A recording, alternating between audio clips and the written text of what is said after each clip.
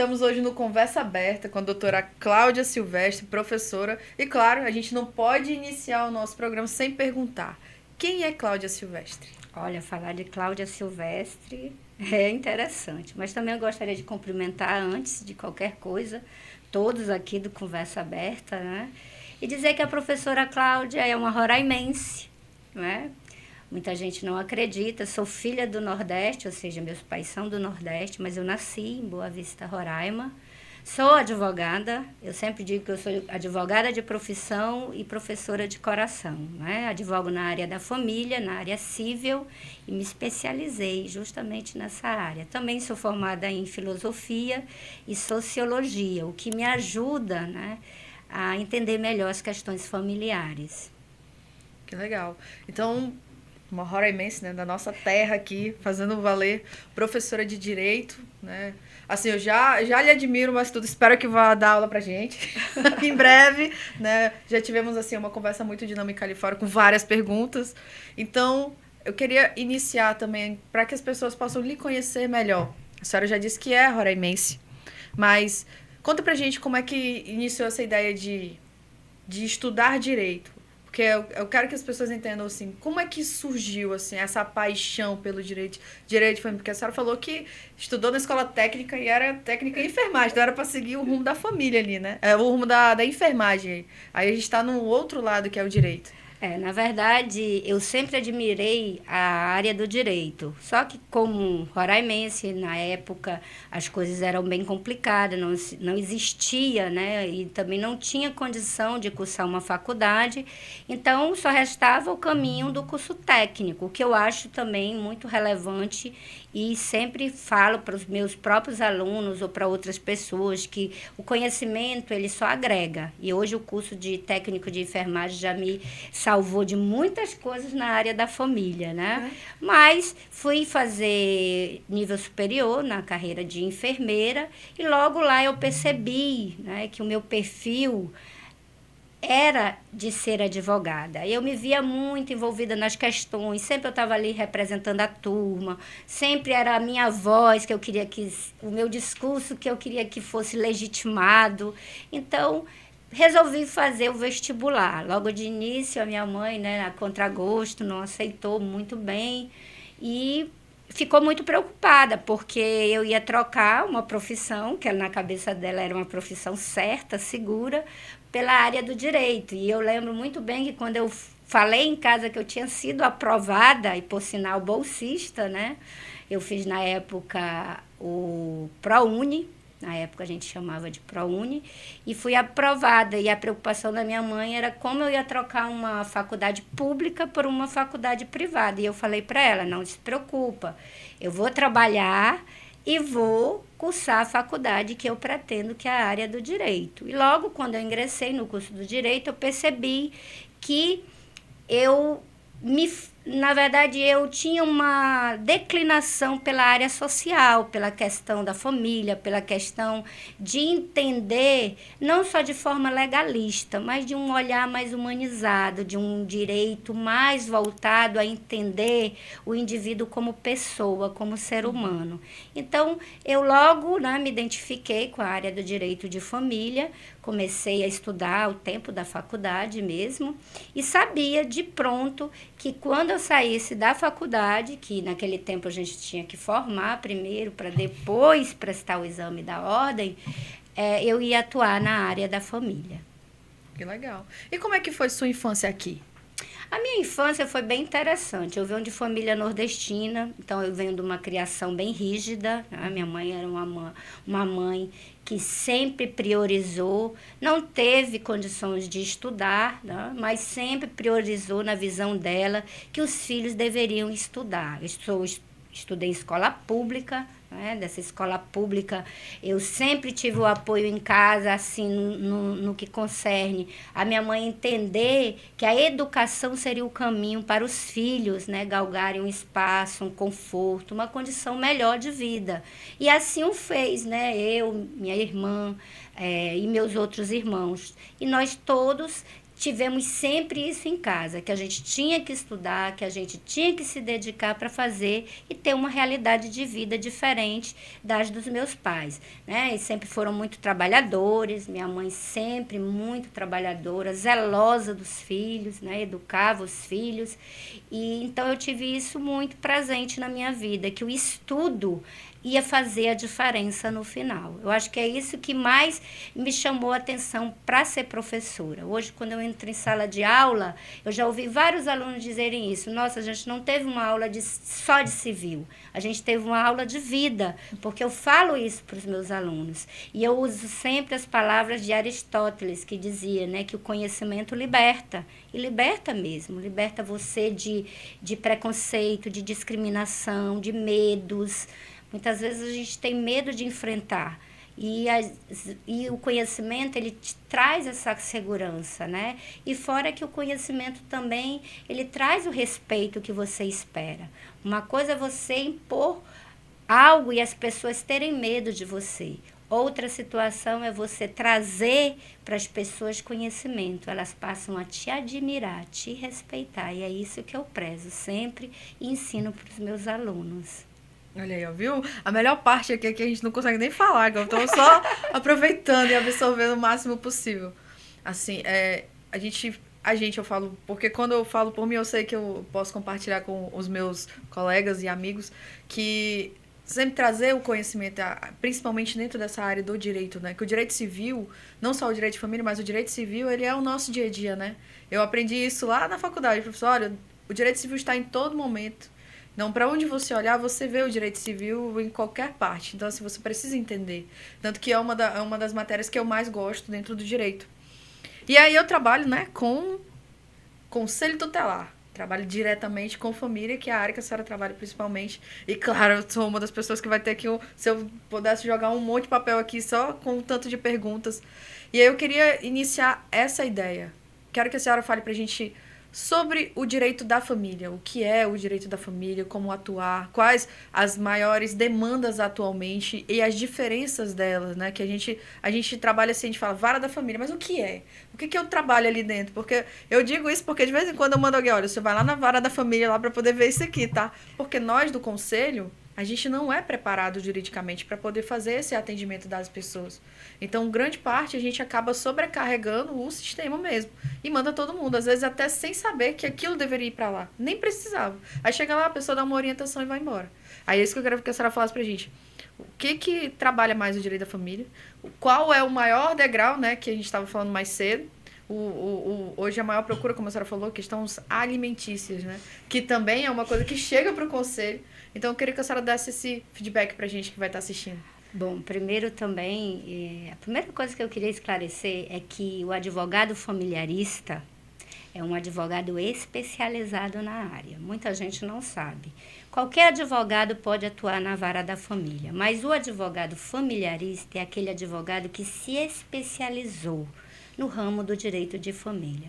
Bom, primeiramente, já aproveitando a oportunidade, falar de família, né? No Brasil, nós não temos uma definição em lei de família. O Brasil, ele adota um conceito plural de família, tá? Aquele modelo patriarcal que existia, o pai, a mãe, o filhinho, a casinha, o cachorrinho e a árvore no final, ele existe ainda, mas não só ele, não só mais ele, né? Hoje eu tenho uma família homoafetiva, hoje eu tenho uma família da mãe solo, né, do pai solo, que a gente fala de família monoparental. Nós temos famílias formadas só por irmãos. Então, nós temos vários modelos de entidades familiares. Agora, como falar de família sem abordar a Constituição Federal? O povo brasileiro, ele precisa entender que a lei ela foi feita para ser cumprida. Muitas vezes a gente delega ao Estado uma responsabilidade que é nossa. Lógico que o Estado tem a contrapartida. Em que sentido? A Constituição diz que é dever da família, da sociedade, do Estado, o cuidado pela família. Então, veja bem, o legislador ele não retirou do pai e da mãe a responsabilidade, não a prioridade em cuidar dos nossos filhos, dos nossos adolescentes e da nossa família é nossa, genitores, pai e mãe, né? e, em segundo plano, a sociedade, em terceiro, o Estado. Mas, como você me perguntou, existe grande equívoco hoje com relação a conceito, a informação, né? O que a gente tem vivenciado nos dias de hoje são muitas fake news com relação ao direito de família. Por exemplo, hoje todo mundo se sente com ou especialista em direito de família, porque leu uma notícia, porque viu uma reportagem, porque soube de uma informação. E essa informação acaba sendo veiculada de forma equivocada. Você me perguntou de qual é o papel do direito de família. Cuidar das famílias, esse é o papel maior. E o Estado, ele entra aí em que sentido? A família educa, cuida, zela, tem o poder familiar sobre os filhos, sobre a família. O Estado entra com a legislação, ou seja, orientando, dando norte de como essas famílias vão resolver seus problemas, né, a partir de um conflito familiar. Nós temos 2 varas especializadas no Estado, que funcionam no Fórum Sobral Pinto, que é a primeira e segunda vara da família, né, na qual nós, advogados ali, né, atuamos no dia a dia. Eu gostei quando você disse que o direito civil é o direito do dia a dia. Quando eu entro na sala de aula, às vezes eu uso uma camisa. Civil é melhor do que penal. Aí, com todo respeito ao direito penal, aos meus amigos criminalistas, mas eu defendo, né, que o direito civil é melhor do que penal, porque é o direito do dia a dia, é o direito corriqueiro, é o direito que você tá ali, né? Para todos os lados que você se vira, tem o direito civil, tá? Mas muito bom direito penal. Mas eu sou civilista, eu ensino civil, então eu entro, é uma brincadeira, né? Puxar a brasa para debaixo da minha sardinha. Isso aí. Mas não, nada é só apenas brincadeira. Cada ramo do direito tem a sua, né, finalidade e a sua, seu grau de importância, né? E aí, falando de demandas, bom, a grande demanda, ou seja, o grande gargalo hoje do direito de família, no meu ponto de vista, começa na falta de informação, né?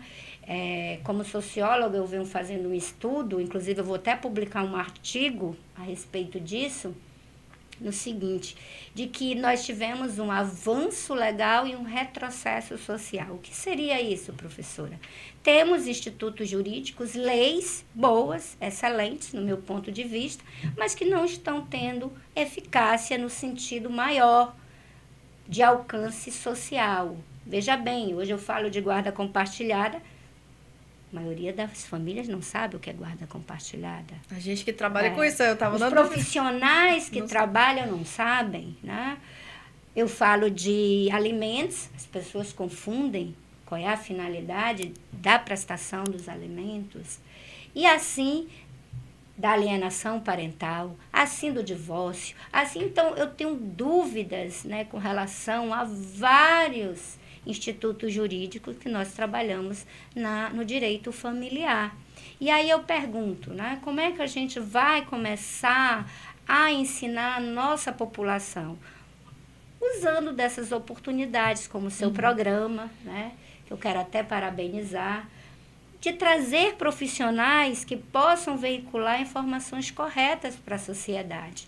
Eu costumo sempre, né, orientar os meus alunos dizendo que, gente, não é errado perguntar, não é errado a gente parar, não é errado a gente estudar, é errado a gente começar a repetir conceitos equivocados e aquilo que era errado passa a ser certo para a população. E não tem coisa pior, Marcilene, do que um profissional do direito disseminar informação errada. Por quê? Porque aquilo compromete a nossa ciência do direito. Então, não custa nada a gente parar, fazer uma leitura, estudar, né? Como você falou, vocês não são preparados, né? Foi essa frase que você usou. Então, a gente tem que começar a buscar fontes de conhecimento, qual seja, buscar a informação correta, buscar profissionais que possam promover palestras, né? Eu sou membro da escola de advocacia aqui da seccional AB Roraima e como membro a gente tem um projeto para 2025, né? De promover mini cursos, né? no qual esses minicursos, não coisas extensas, porque a gente tem que considerar que o mundo de hoje, globalizado, não permite mais que as pessoas percam tempo, mas minicursos justamente para atender essa demanda, né? Que tem dúvida com relação, não só a questão familiar, mas de vários ramos do direito. Interessante. E a gente estava conversando sobre a questão alimentar. Aí que a senhora falou, porque as pessoas elas difundem muito a ideia de que 30% do salário é o que tem que ser pago para os meninos, só aquilo ali. Então vai dizer, se tu tem 10 meninos, divide os 30%, dá R$10 para cada um e que se vire. É bem interessante. Lá na minha rede social, todos os dias chegam perguntas sobre prestação de alimentos. Bom, primeiro que é um equívoco, não existe, né, na legislação um quanto que a gente chama de percentual. Hoje, o que a gente jurisprudencialmente, ou seja, para as pessoas entenderem as decisões tomadas, o juiz toma como parâmetro 30%. Mas se ele entender por 60%, 70% e até 100% acima de um salário mínimo, ele pode sim fixar. Porque hoje o que a gente entende? E a lei? Que existe um trinômio, capacidade de quem vai prestar o alimento, ou seja, quanto você ganha, a necessidade, qual é a necessidade hoje da criança? O que a criança precisa, né? E a proporcionalidade, que o juiz entende que quem ganha mais deve pagar mais. E existe também um fato que eu gostaria de aproveitar a oportunidade, é dizer que no Código Civil não existe diferença de gênero. Ou seja, o Código Civil brasileiro ele trouxe a igualdade de gênero. Mãe e pai são iguais em direitos e deveres iguais aos seus filhos. E agora o que eu vou dizer é forte como advogada, né? Muitas vezes a mãe ela entende que o pai ele tem que contribuir sozinho. Não. Os gastos da criança devem ser divididos, agora observando a proporcionalidade. Quem ganha mais vai contribuir mais. Quem ganha menos, é lógico que vai contribuir menos. Aí a gente entra naquele impasse que foi o que eu lhe perguntei. Porque as pessoas confundem muito, e eu digo porque eu era uma, e apesar de ser acadêmica de direito, eu não sabia, que a guarda não era uma obrigação. Tipo, a guarda é uma coisa e a obrigação de pagar os alimentos é outra situação. Para mim, não, a guarda está dividida, então já vamos deliberar aqui. Quem é que tem que pagar quanto, para quem? Então, isso é diferente, né? Então, por quê? Eu já tive um caso, que era aquilo que eu estava comentando com a senhora, de o pai, ele ficar 15 dias com o filho e a mãe 15 dias com o filho. E não é guarda compartilhada, é outro nome que se dá. Então, assim, a senhora poderia explicar pra gente esses tipos de guarda que são, e qual a diferença entre elas? Bem interessante a sua pergunta. Também é um dos processos bem complexos que a gente trabalha na área da família. Primeiro que a gente tem que entender que o Brasil aí é outro avanço legal, né, que trouxe o Instituto da Guarda Compartilhada. O que é a guarda compartilhada? A guarda compartilhada é o direito, né, que o pai, outrora, deixa de ser um visitador, né, que era o que acontecia. O que acontecia no Brasil? Socialmente, a regra era unilateral. Havia o divórcio, a mãe ficava com os filhos, né, e o pai era um mero visitador, ou seja, a mãe é que decidia tudo com relação aos filhos.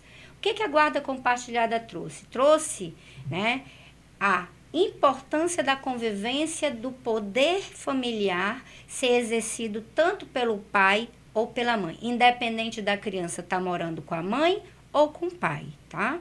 O que acontece? Quando a gente entra com pedido de guarda compartilhada, a gente já pede a regulamentação da visita, que muitas vezes esse pai vai pegar em finais de semanas alternados, ou conforme eles decidirem num acordo, ou o que seja fixado em sentença.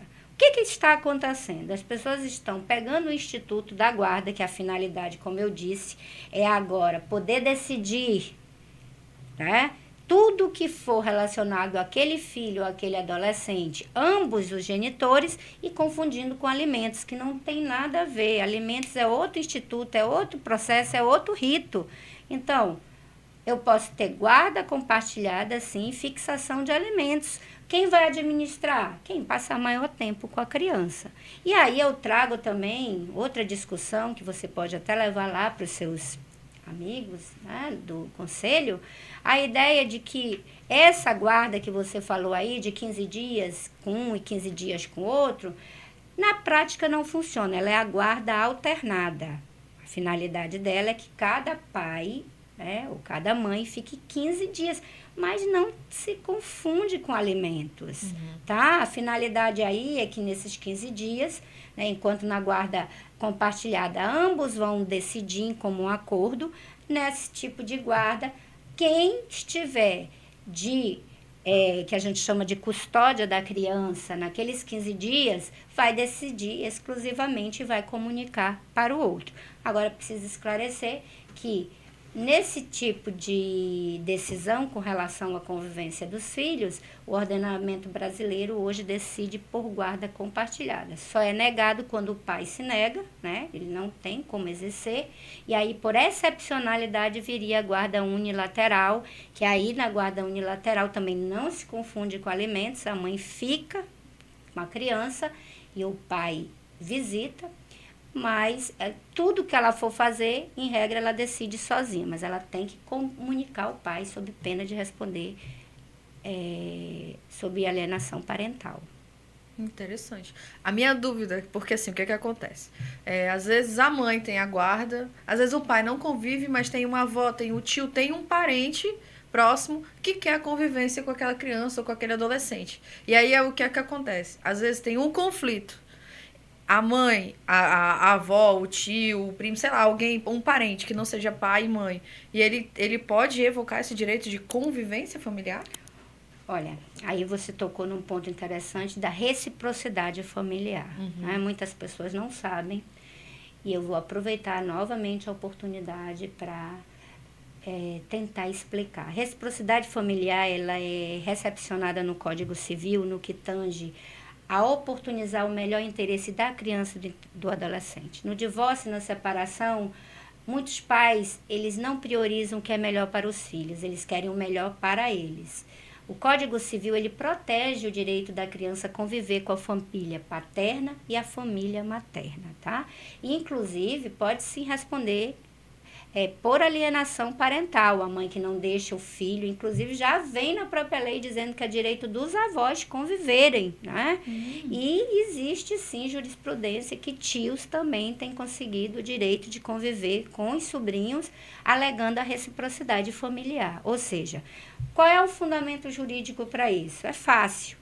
Se o pai não pode pagar a pensão e subsidiariamente o avô é condenado a fazê-lo, então ele tem direito sim também de conviver e também ele pode processar ou o pai ou a mãe por alienação parental em virtude de não deixar esse neto conviver com ele. Então o avô e a avó eles também podem ter a obrigação de pagar a pensão alimentícia? Subsidiariamente, na ausência do pai e da mãe que não puder, o juiz pode sim condenar o avô e a avó a prestar alimentos. Reciprocidade familiar. E o tio também, tá? Muita gente não sabe. Na ausência do avô e da avó, se tiver o tio também poderá. É exceção, porque em regra são os avós. Mas pode acontecer, sim. Continuando, meu Deus do céu, coitado do povo do lado do meu conselho. Eu digo isso porque acontece bastante. Principalmente a gente visualiza a ideia, porque a gente sugere, né? Porque a gente não pode dizer especificamente o que acontece, mas a alienação parental é uma das coisas que mais acontecem dentro dos problemas familiares que são trazidos para dentro do conselho. Então, geralmente é um conflito entre pai e mãe, pai e avó, mãe e avó. Então, isso é muito comum. Por isso que é a minha pergunta da questão da convivência. Eu tive uma situação de um caso que eu ainda estou acompanhando, que, na verdade, quem faz a alienação parental com a criança é a avó. A avó, que não gosta da mãe da criança, que ela é a avó materna, ela faz a alienação com a criança. Que ela disse que a mãe não presta, que a mãe largou o filho dela, e aí, tipo, tudo isso. E aí eu orientei ela, né? Eu falei, não, a alienação parental, ela também acontece por parte da avó. Então, se a senhora observa que ela está fazendo isso, a gente vai precisar registrar um boletim de ocorrência, iniciar um processo para poder justificar. Por quê? Ela pediu até uma medida protetiva contra a avó, porque essa avó supostamente estaria ameaçando a filha dela de agredir e tudo mais. Então, ela pediu uma medida protetiva. Então, isso foi um trâmite correto, sim? Bom, a alienação parental ela pode ser praticada por qualquer pessoa que esteja com a responsabilidade sobre a criança e o adolescente, não é? Quem são as maiores praticadoras? Isso eu estou falando baseado em estudos. São as mães. Não é? A mãe, muitas vezes, ela motivada pela raiva, não é? Pela separação, mas isso não exime o pai, não é? A avó, como você falou, tá? Ou o responsável, o tutor, o curador, não é? Ou quem esteja responsável por aquela criança. Então, ele pode sim responder por alienação parental. E aí, na questão civil, né, pode incorrer em multa, tá? Uma multa. Inclusive, tem um projeto de lei aí tramitando, na qual pretende estabelecer entre 5, o mínimo, a 25 mil, né, o quanto da multa para quem praticar alienação parental. Hoje não é possível prisão civil com relação à alienação parental, isso foi vetado, tá? Porque inicialmente, quando houve o projeto de lei da alienação parental, vislumbrava uma prisão civil, assim como é nos alimentos. Porque a senhora até falou que existe uma série de consequências isso. da alienação, né? Isso. Aí o que ocorre? Ficou a multa, ficou a suspensão do poder, a perda do poder familiar, né? A perda da guarda, pode ser uma punição também. Mas, como eu digo que em civil, o caráter metodológico, ou seja, a multa, né, e vai doer no bolso, o legislador disse, então vamos deixar a multa, que é para educar o povo a quanto não praticar mais alienação parental. Tá? Mas essa avó, ela pode sim. Ela registra um boletim de ocorrência, esse boletim de ocorrência vai fazer efeito na esfera civil? Não, mas ele vai corroborar, ele vai na verdade, eu oriento que procure um advogado, não é? Ou a própria Defensoria Pública, ingresse com o processo, junta esse boletim de ocorrência que vai, né, fazer prova perante o juiz daquela prática da alienação parental.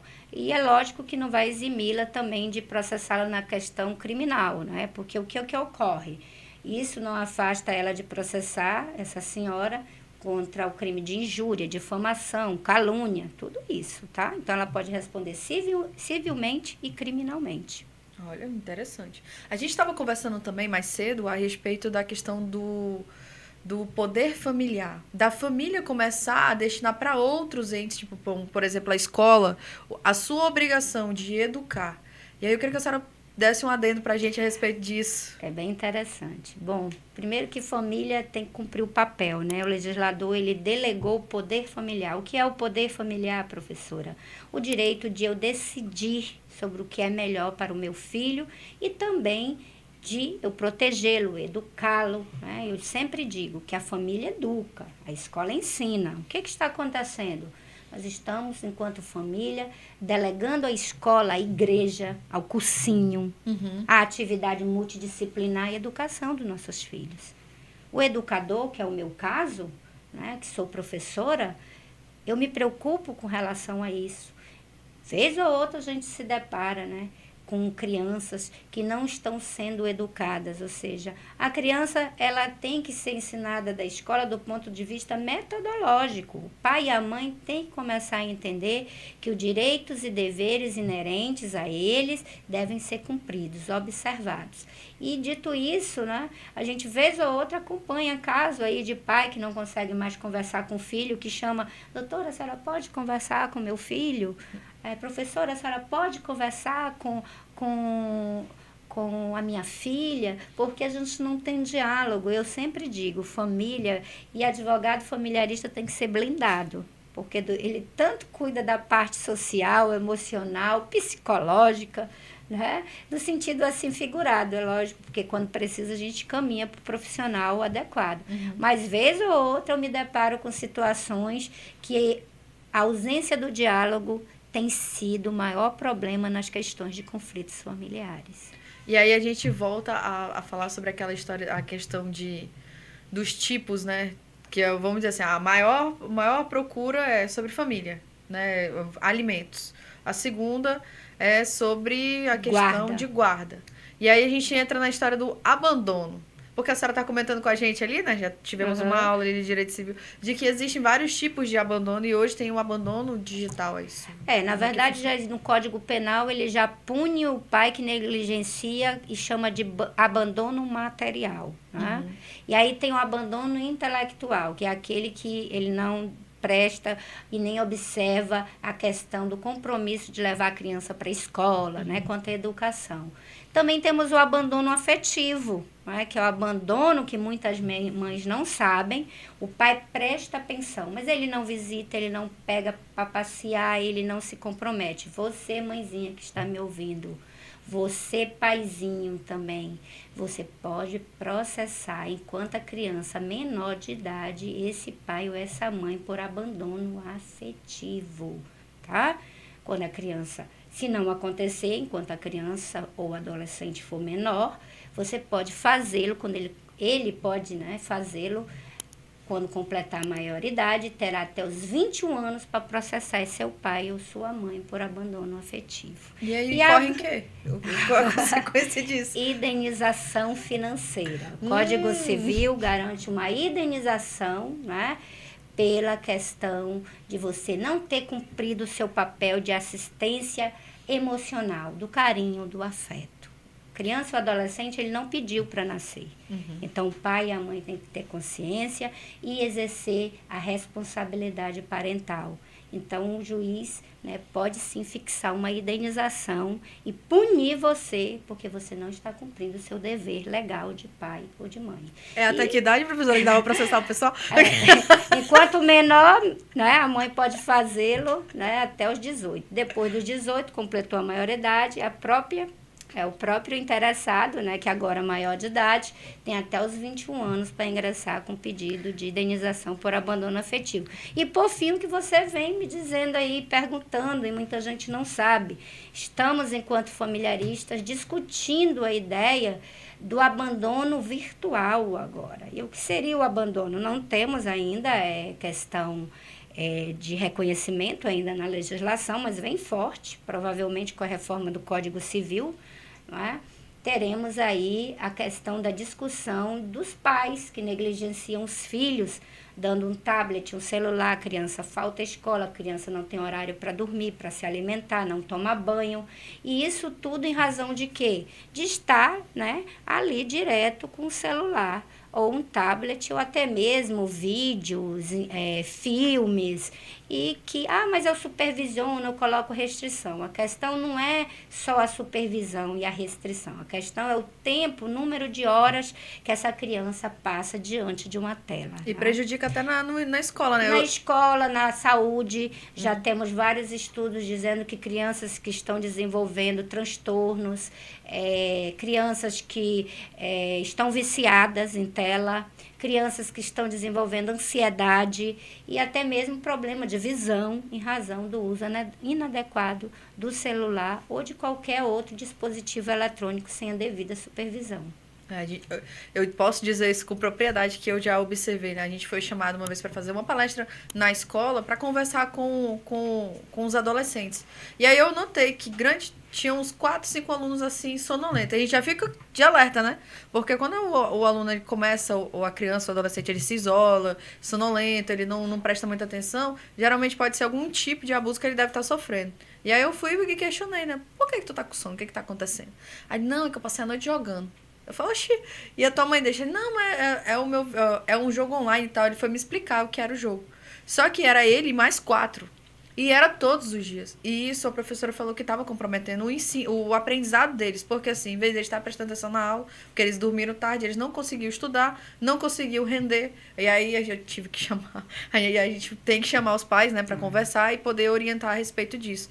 Que às vezes a gente não consegue observar. Então fica muita coisa sobre subnotificação, ou seja, muita coisa acontece e a gente não fica nem sabendo. Às vezes a própria sala, a própria escola não consegue atender, porque imagina, uma sala com 35, 40 alunos, um monte de adolescente tocando terror.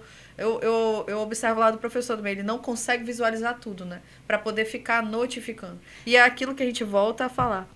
Muitas das pessoas não sabem que aquilo ali é uma obrigação dela também observar e notificar. para que tomem conhecimento, para que seja falado, ou para colocar no relatório, e aí vai passando. E aí, quando a gente vê, a gente entra naquilo que a senhora falou, que a senhora viu no podcast. Quando a gente vê uma criança mal educada, daqui a pouco um adolescente problemático e um adulto criminoso. Que realmente, assim, ó, eu digo porque a grande maioria dos adolescentes que a gente conversa, né, que tem muitos que têm muitos problemas disso, e a gente observa na família o problema. Não é a criança, não é o adolescente. Então, toda vez que um menino chega ou que a gente é notificado, eu geralmente falo assim, olha, eu não tenho como ajudar o seu filho se eu não lhe ajudar. Porque o problema não é ele, o problema é vocês. Vocês estão fazendo isso com ele. E aí, o problema é fazer essa família entender que eles que estão causando problema no filho. Aí a gente entra no conflito familiar. E aí, além disso, a gente fala sobre direito de família. O que mais que ele trabalha? Trabalha sobre divórcio, trabalha mais o quê? Na verdade, o direito de família, ele trata tudo com relação às famílias, né? Como eu falei, a gente trabalha divórcio, trabalha partilha de bens, trabalha a questão alimentar dos filhos, não só dos filhos, porque também os cônjuges, ex-cônjuges têm direito à pensão alimentícia. Claro que não é regra, cada caso, né, vai ser observado. E o cuidado com o idoso? O idoso também. O idoso, ele também ingressa na questão familiar, na questão da pensão alimentícia, do abandono material também. Né? Muitos filhos podem e são condenados à questão da prestação de alimentos em razão da reciprocidade familiar. Tá? O idoso também ele tem direito, assim como ele paga, ele também tem direito a uma pensão, se assim o juiz, né, entender pela necessidade. Tá? Agora, aproveitando a deixa e falando, né, não só de pensão alimentícia, né, a gente também trabalha com a tutela, com a curatela, com a questão da guarda, né, e tudo que envolve a questão na verdade, muita gente não sabe também a autorização, o adolescente quer casar, o pai não deixa, que a gente chama de suprimentos judiciais, ou seja, o juiz precisa autorizar esse adolescente a casar. Que tem um instrumento que é usado para isso, né? É o suprimento judicial. Mas aí tem uma idade definida? Tem. Então... O Código Civil hoje entende que a idade núbia, ou seja, 16 anos completos. E precisam os pais autorizar. Muitas vezes a gente se equivoca. Ele se vale da emancipação para casar. Não precisa. O casamento traz a emancipação. Então, só seria necessária a autorização do pai e da mãe. Se o pai e a mãe não autorizam, ou se esses estão divergentes, aí que entra a figura do juiz, que aí a gente chama de suprimento judicial. E o que é emancipação, para quem não tem conhecimento? A emancipação é uma autorização dos pais, ou seja, dando por intermédio do cartório, né? Não uma capacidade absoluta, mas uma capacidade relativa para esse adolescente responder por alguns atos da vida civil, tá? Não são todos. Por exemplo, 16 anos, ele não pode dirigir um veículo. Ele é emancipado, mas ele não pode dirigir. É mais na área civil baseada ali. Na verdade, para alguns atos, né? Prestar concurso público. Pode? Abrir, sim, pode prestar concurso público pela emancipação, sim. Eu achei que não poderia, porque tu assina um termo lá para a questão de penal. Por exemplo, na PM e na polícia não pode. Então, seria um concurso. Mas depende do edital, né? Depende se tiver previsto... Depende do edital. O edital faz força de lei, né? Então, se o edital está rezando que não pode, então não vai poder. Mas, em regra, pela administração, tem alguns cargos que podem sim. Agora, ou seja, a grande discussão é que muitos juízes têm entendido que fica resguardada a vaga, né? Você ir por força de mandado de segurança, quando você completa 18 anos, aí você toma posse. Mas fica resguardada a sua vaga, tá? Interessante. Não, eu não sabia dessa parte, porque assim, tinham me falado na época que não poderia. A regra é não poder, mas pela emancipação, né, eles têm feito e têm conseguido por força do mandato de segurança, tá? Então, tá acontecendo alguma coisa ali fora. Muita gente não sabe também, mas a emancipação pode você abrir uma empresa, pode você registrar coisas no seu nome, né? Que isso não poderia se não houvesse o instrumento da emancipação. Então, no caso ali, você fica com uma assinatura direta, né? Você Isso, responde já pelos seus já atos, responde né? por Mas aquele ato. penalmente Mas não. assim, responde pelos atos que são permissivos pela lei. Acabei de dizer. Quando a lei disser que não, você não vai. O exemplo foi a carteira de motorista, foi o concurso público, mas que traz essa exceção. E a questão da questão penal, né? Que isso aí não se discute, continua aí inimputável. Voltando lá para a família, que eu queria aproveitar para a gente comentar, para falar sobre a questão de que hoje, né, a gente estava até comentando que antigamente a mãe tinha mais direitos, na verdade, o filho, na separação, ele já ficava diretamente com a mãe. Hoje, isso tem mudado, né? Por causa do que a senhora falou da guarda compartilhada, mas também dos pais, porque assim, o que eu observo muito no conselho, né, que é o local que eu trabalho, eu observo que os pais, eles têm buscado mais o conselho do que as próprias mães. Então, assim, a gente observa isso também lá dentro das atuações. Então, o pai pedindo guarda, o pai pedindo visitação, eu acho que já por conta dessa questão de alienação parental já ser mais discutida pela parte da mãe, né? Então, a gente observa que eu até me assustei, porque assim, eu tinha o costume de pensar que, não, a mãe sempre fica com o filho. Tanto que isso a gente vê numa certa discussão entre eles mesmos, né? Uma visão comum das pessoas de achar o quê? Não, eu sou a mãe, o juiz nunca vai tirar o meu filho de mim para te dar. Teve uma que falou isso na minha frente. Falei, não, vocês dois têm o mesmo direito aqui, então vocês são iguais perante a lei, então tanto a obrigação dele quanto a sua. Então, falei certo, né? Falou certinho. Primeiro que não existe diferença entre pai e mãe. Acabei de dizer que o Código Civil, ele adotou a igualdade de gênero. Pai e mãe, homem e mulher, têm ambos os direitos e deveres perante os filhos, tá? O que ocorre? Agora, culturalmente no Brasil, é que a mãe ficava com os filhos. Hoje, o juiz vai considerar o que é melhor interesse para a criança e para o adolescente. E nós temos visto, sim, juízes decidindo, não pela guarda compartilhada, mas pela guarda unilateral, ou seja, a mãe passa a ser a visitadora em relação de que ela não está apresentando condições, às vezes é o lugar que ela mora, às vezes é a profissão que ela exerce, e não tem como ela ficar com o filho, tá? Então, hoje não mais, hoje o juiz vai observar em ambos os casos o que é melhor para a criança e para o adolescente. Agora, é muito comum a gente ouvir esse discurso, o juiz não vai tomar porque eu sou mãe. Não é isso, o juiz vai considerar o que é bom, né, para aquele caso concreto, analisando que se ela for o melhor, é lógico que o juiz vai priorizar pela mãe, em razão dos laços maternos, mas foi bom você tocar nesse assunto, porque eu tenho observado um comportamento.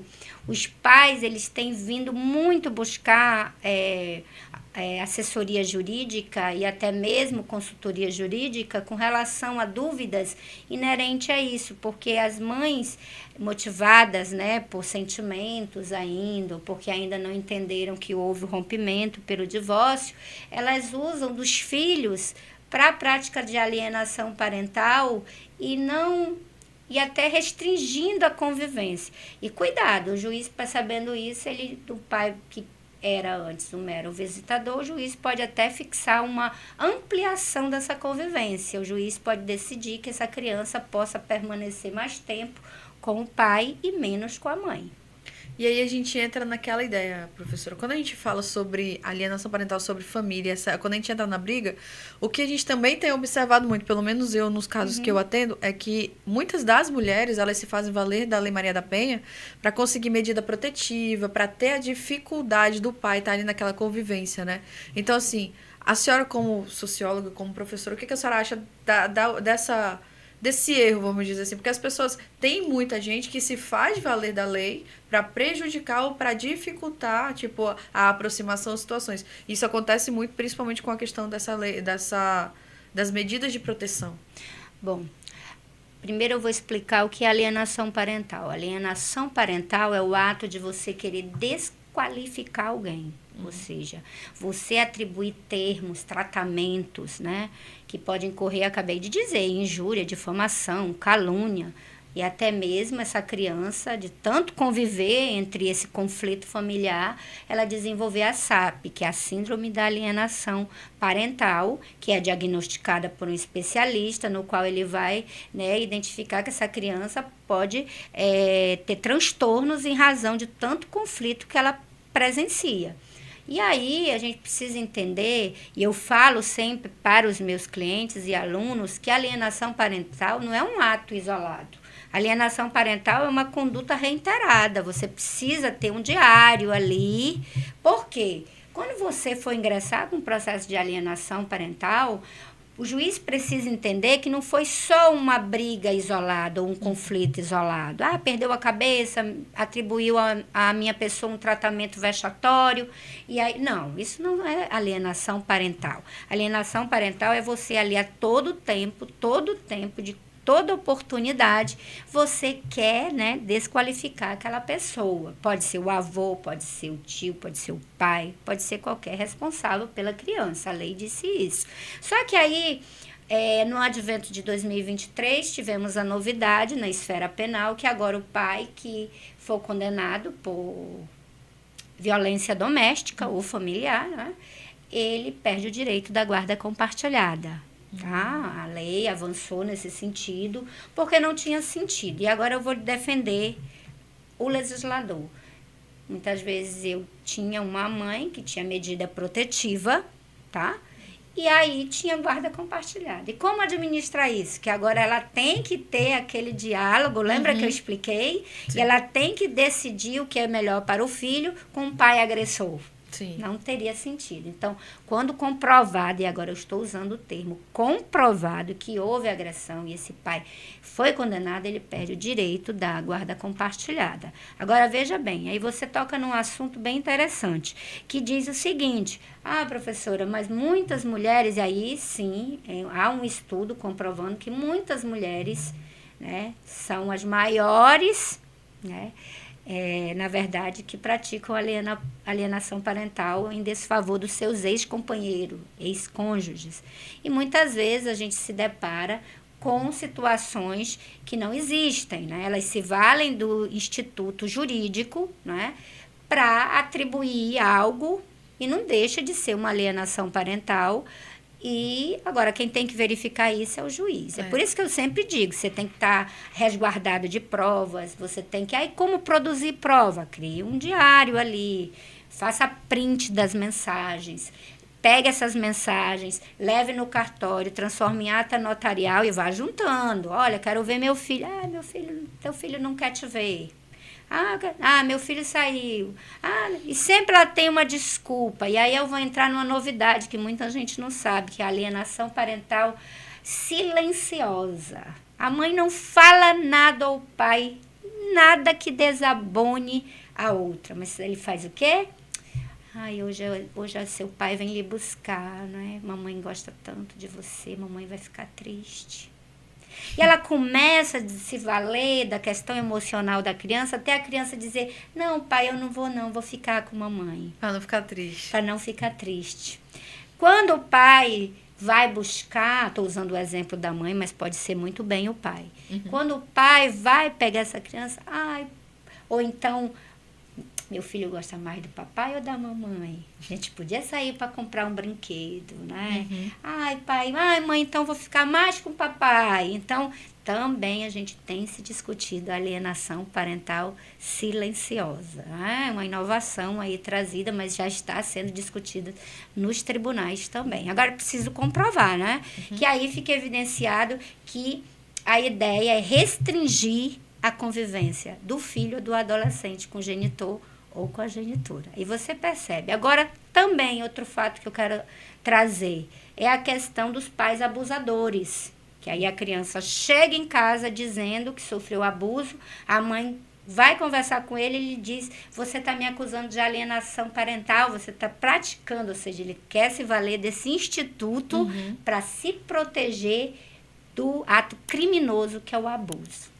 né? Então, tudo tem que ser observado, inclusive vocês, conselheiros. É a minha recomendação, tá? Né? A gente tenta observar o máximo possível, porque assim, numa conversa com a criança, a gente vai tentando tirar ali, a gente vai, eu falo, minerar, né? A gente vai minerando devagarzinho, até conseguir alguma informação. Acredito que vocês, se não atenderam, mas vão atender uma situação em qual, não, ele não fala, ela não fala mal de mim, ela só não deixa eu ver a criança.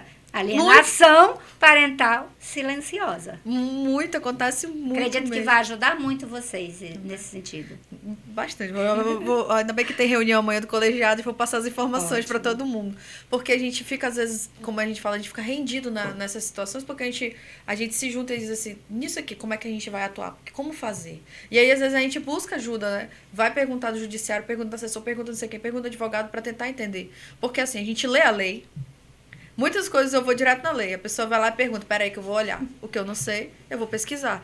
Só que tem coisas que é isso que a experiência só que vai te dizer. Não adianta eu ler na lei. Eu vou ler, tá lá, mas existe as entrelinhas, existe o caso concreto, existe uma série de situações para poder amparar. Ó, o que eu estava falando sobre a questão da mulher se valer desse instituto é porque ela descredibiliza mulheres que realmente estão sofrendo. E isso é muito ruim. Porque é como se você estivesse tirando toda a tua credibilidade, todo o valor do teu sofrimento. É isso que eu sou totalmente contra. Não, né? E não só você, né? Não, Nós todos, advogados, juízes, promotores, e razão pela qual os institutos eles foram criados com uma finalidade. Uhum. Então, quando você pega um instituto jurídico que tem a finalidade de proteger, né, e começa a desvirtuar esse instituto, você acaba que prejudica realmente das outras pessoas que precisam desse instituto e muitas vezes os juízes já estão desconfiados, eu vou usar esse termo para me fazer melhor entendida, exigem muito mais de você provar por conta que se depara com essas situações nas quais a mãe se vale desse instituto para dizer que o pai é agressor, para conseguir a medida protetiva, ou então é o pai que usa, como eu falei, que é abusador e não quer responder pelo abuso, então você vai se deparar. Eu sempre digo nas minhas palestras nas quais eu vou, de que hoje você deve observar e deve ouvir. Você deve ouvir mais e falar menos. Eu sempre, quando eu vou atender uma situação, eu escuto muito, 1, 2, 3, quem eu puder ouvir da família, eu vou ouvir. Porque, vez ou outra, alguém deixa escapar uma coisinha, um detalhe, e aí você vai fazendo o seu juízo de valor, não é? E vai tendo as suas compreensões do caso concreto.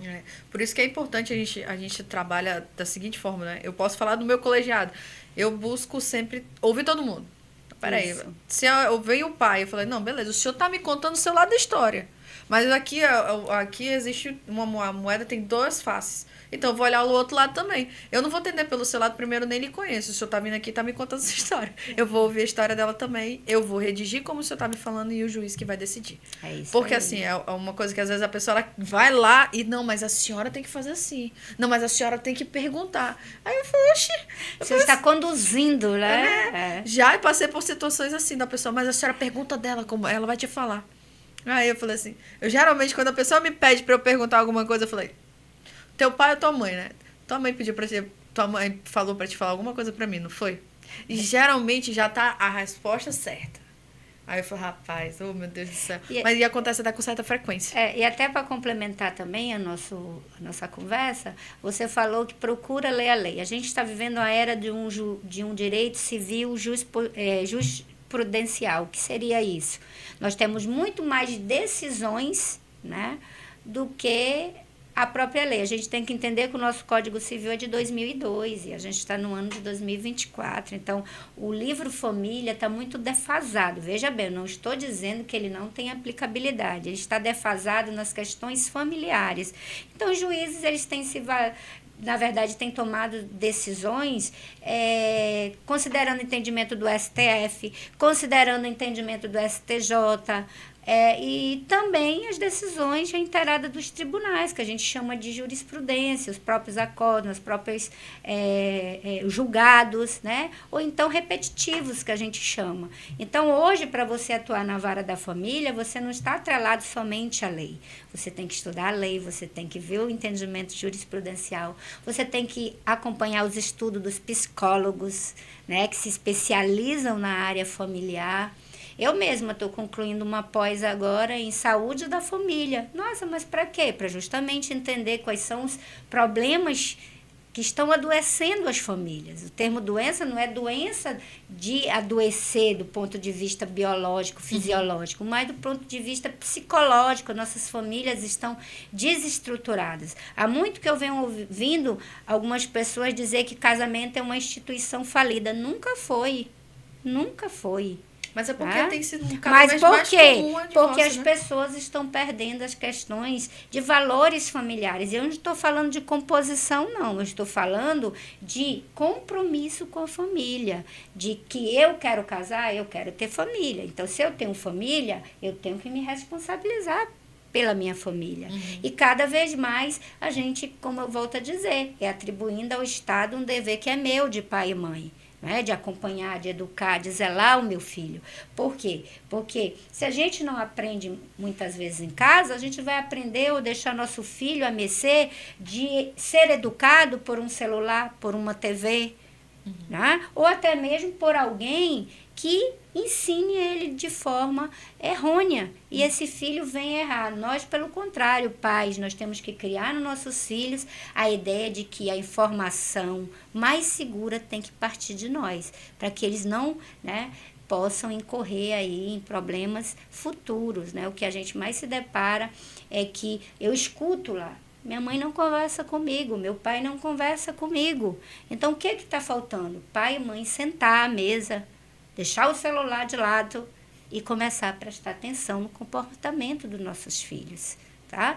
E eu digo isso porque foi interessante, eu estava vindo para cá, eu parei o carro porque uma mãe me ligou e disse, professora, eu tive que conversar, e aí eu achei interessante a pergunta dela, como eu devo agir? A minha filha de 10 anos perguntou para mim o que é job. E eu não sei como responder para minha filha o que é job. Eu disse, mas você não sabe responder para sua filha o que é job? Você tem que sentar, então eu te oriento, você senta, estuda. Se você não se sentir segura, outra vez que acontecer isso, a ideia é procurar, porque às vezes a gente só pensa no psicólogo por filho, mas o pai precisa também de terapia. Sim. Como eu devo agir com meu filho? Como eu devo sentar com meu filho? Como eu devo proceder com meu filho? E pedir orientação para que você tenha uma abordagem pela qual o filho se sinta seguro em conversar todo tipo de assunto. E a sua filha já tem 10 anos e tem acesso a um celular. Então, se ela veio perguntar a você, não minta. Agora, diga...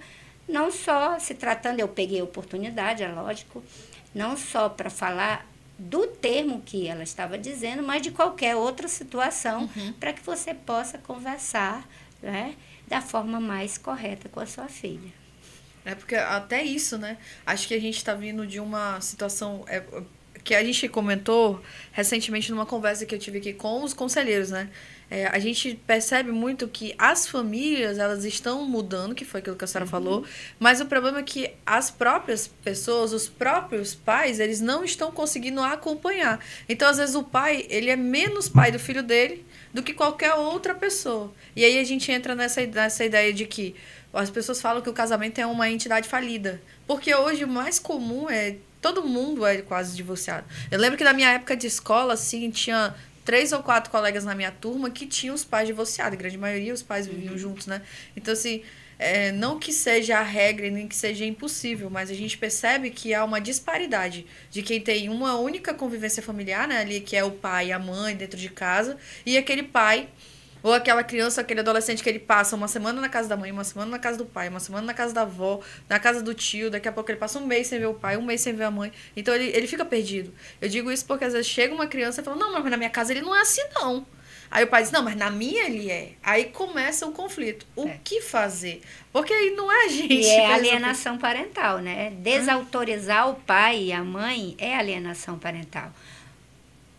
Criança está de castigo, pai vem buscar porque é o dia dele ficar e a mãe comunica. Hoje ele não tem TV, ou então ele não tem videogame, ele está de castigo. Pai chega em casa, aqui quem manda sou eu, você não está de castigo. A criança, oba! Alienação parental. Desautorizar o pai e a mãe. É lógico, se for um castigo realmente que seja desproporcional, não é? Que ele verifique que está ultrapassando, tudo bem, mas desautorizar não é bom. Sempre é bom ter essa comunicação. E mesmo diante do divórcio, não é? A lei em momento nenhum diz que existe ex-filhos, não é? Então, é muito comum o pai se afastar, não é? Como você falou. Mas nós temos pais, sim, que brigam na justiça, que querem conviver com seus filhos. Aquilo que eu conversei no início com você. A grande demanda do escritório é de pais que estão brigando, que querem participar, que querem conviver com os filhos. E muitas vezes a mulher acha que porque já garantiu o direito de pensão, ela quer punir mais uma vez, porque ela acha que a pensão é uma punição e nunca foi. Pensão não é castigo. Pensão alimentícia ela é deferida para o sustento, né, da criança. E é um direito direito da criança. E aí ela usa disso para restringir, né, a convivência desse pai com o filho. Ela não sabe o quanto isso é prejudicial, porque a criança não entende que antes ela tinha figura paterna, hoje não mais, e ela fica sem compreender porque rompe aquele vínculo, né? O divórcio rompe o vínculo com a ex-companheira ou o ex-companheiro, mas não rompe jamais com o filho. É verdade. Professora, a conversa tá muito boa, mas ele tomou 2 horas levantando a mão me dizendo que a gente tá passando do tempo. Espero que a senhora possa aceitar novamente o nosso convite para a gente falar muito mais, né? Porque quando a gente fala sobre família, a gente tem uma série de coisas. Aqui a gente se aprofundou muito nessa parte de questão de filho, alienação, né? Mas eu sei que ali tem uma gama gigantesca e, claro, a gente tem várias perguntas, né, para poder suprir. Então, assim, eu quero principalmente, né, primeiramente, lhe agradecer pela senhora ter vindo, por essa aula, né, que a gente conseguiu tirar muitas dúvidas. Amanhã já vou chegar mais animada com meus colegas lá do conselho, espero que a senhora também possa nos visitar. E aí eu queria que a senhora deixasse uma mensagem, né, para essa câmera bem aqui, para a senhora falar para todo mundo que vai assistir a gente sobre hoje. Bom, primeiramente eu queria agradecer a oportunidade de ter vindo, né? Eu sempre digo que conhecimento bom é conhecimento compartilhado. Não adianta eu saber de tantas coisas e não compartilhar, não é? Às vezes eu escuto, nossa, você ensina demais esses meninos, eles vão virar concorrente. Eu digo, se um aluno meu virar meu concorrente, eu ficarei imensamente feliz. Em razão de quê? De que a criatura, né, superou o Criador. Então, não tem problema nenhum, eu ensino, tá? Eu acho que a informação sempre é o melhor caminho.